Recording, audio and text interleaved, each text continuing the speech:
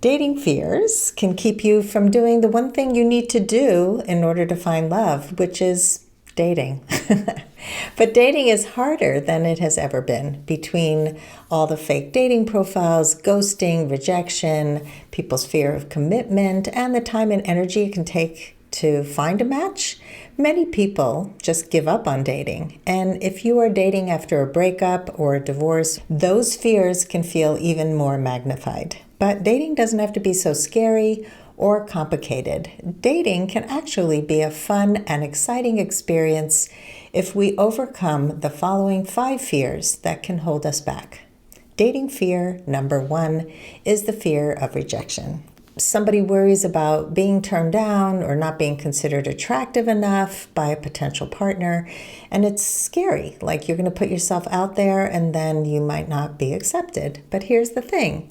If you show up authentically as the best version of yourself and the person you're dating doesn't like you, they're simply the wrong person for you, which is so much better to learn early on than to spend valuable time and energy with the wrong person.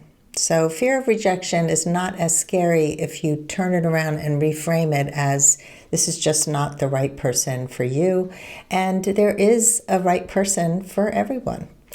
Dating fear number 2 is the fear of not being good enough.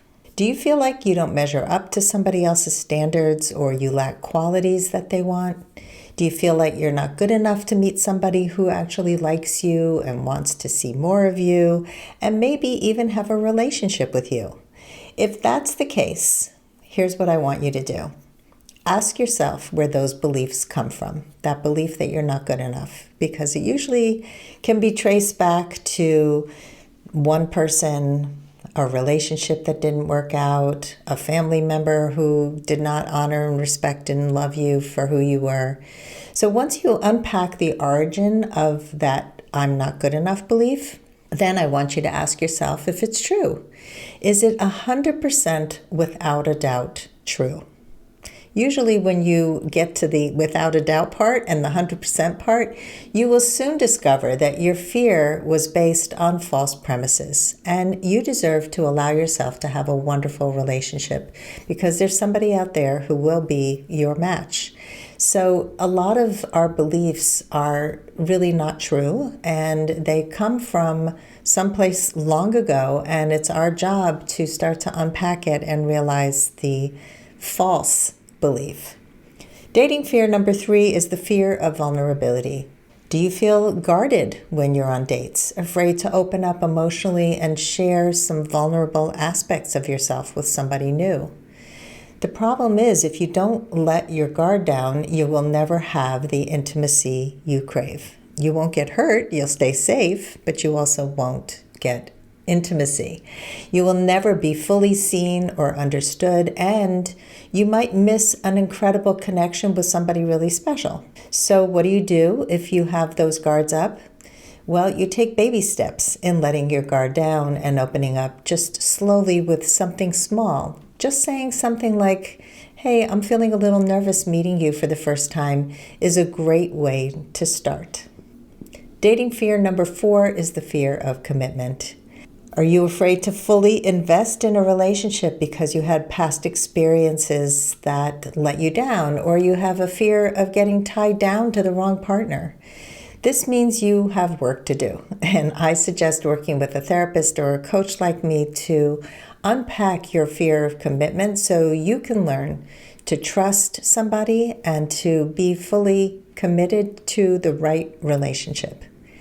Dating fear number 5 is the fear of being alone. Do you stop yourself from dating because you're afraid of ending up single and without a partner? Some people date without clarity or discernment when they have a fear of being alone, so they just date everybody. If you yearn for companionship, it is important to date more selectively. Choose quality over quantity. You will probably date a lot less, but you will date people who don't burn you out and people who actually fill you up instead of drain you. So in conclusion, if you have dating fears, especially any of the 5 that I mentioned, ask yourself, what is the worst that can happen on a first date? If you meet somewhere public and safe for a relatively short first date, you might have a great connection and you might not. If it doesn't work out and you feel uncomfortable, you can always end the date whenever you like. Stay sober so you can be in control of when and how you want to end the date. And if this person is not a good match or you're not their cup of tea, it can be disappointing.